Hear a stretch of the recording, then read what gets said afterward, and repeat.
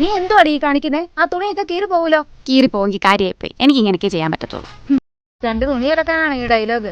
നിന്റെയൊക്കെ പ്രായത്തിലേ ഞാനേ കുടുംബം നോക്കാൻ തുടങ്ങി. മുതുവാഴ ഒരുത്തനെ അവിടെ കിടപ്പുണ്ട്, അവനോട് പറഞ്ഞാൽ മതി ഇതൊക്കെ. എന്തുവാ രാവിലെ രണ്ടുപേരും കൂടെ? എന്താടി നിനക്ക്? ഒന്നുമില്ല. മോശം പിടിച്ചോ കേറി വന്നോളൂ. അമ്മേ, എന്റെ ജ്യൂസ് മുട്ടയൊക്കെ എന്തേ? എടി അത് അവൻ കഴിക്കുക. പാവം ജിമ്മിലൊക്കെ പോണേയല്ലേ. കാലമാടൻ അവൻ്റെ ഒടുക്കത്തെ തീറ്റി. നീ അതൊന്നും പേടിക്കണ്ടേ, ആരും അറിയാൻ പോണില്ല. ആരും അറിയത്തില്ലല്ലേ, ശരിയാക്കി തരാം.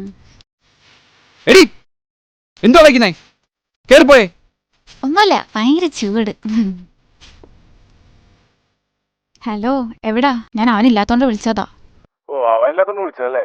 പേരിനൊരു ചേട്ടൻ. നീ എന്തിനാ അവനെ പേടിക്കുന്നേ? അവനെ കൊണ്ട് എന്ത് ഉപകാരം എനിക്കുള്ളേ? ഒരു ചേട്ടനും.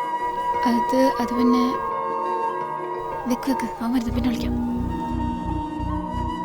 എന്താണ് ഫോണൊക്കെ ആയിട്ട്? ഒന്നുമില്ല. എന്തോടായിപ്പുണ്ടല്ലോ. ഒന്നുമില്ല.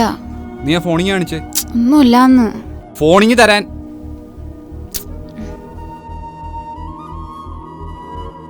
നിന്നോട് ഞാൻ പലവട്ടം പറഞ്ഞുള്ളൂ ഇവനോടുള്ള കമ്പനി വേണ്ടെന്ന്. ഇടി പഠിക്കാൻ വേണ്ട പഠിച്ചിരിച്ച് വീട്ടിൽ വരണം. ഉള്ള നിനക്ക് പറ്റത്തില്ല, ഇവിടെ തന്നെ നീ എവിടെയും പോണ്ടോ, കേട്ടല്ലോ.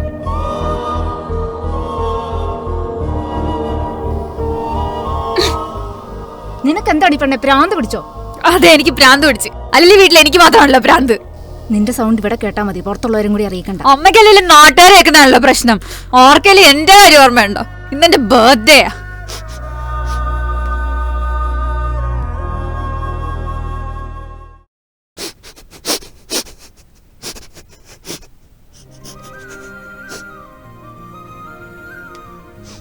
നിന്റെ കാര്യം തന്നെ ഇവിടെ എല്ലാവർക്കും വലുത്.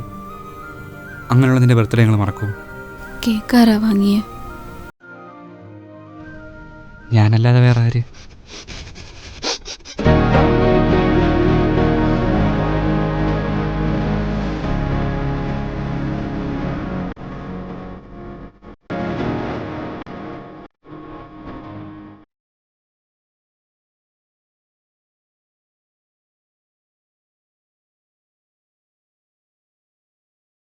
ഇതെന്താ എത്ര ചെറിയൊക്കെ വാങ്ങിച്ചേ? അതിപ്പോ അമ്മയ്ക്ക് ഷുഗറാണല്ലോ, പിന്നെ നമ്മൾ രണ്ടുപേരല്ലേ ഉള്ളൂ. എച്ചി.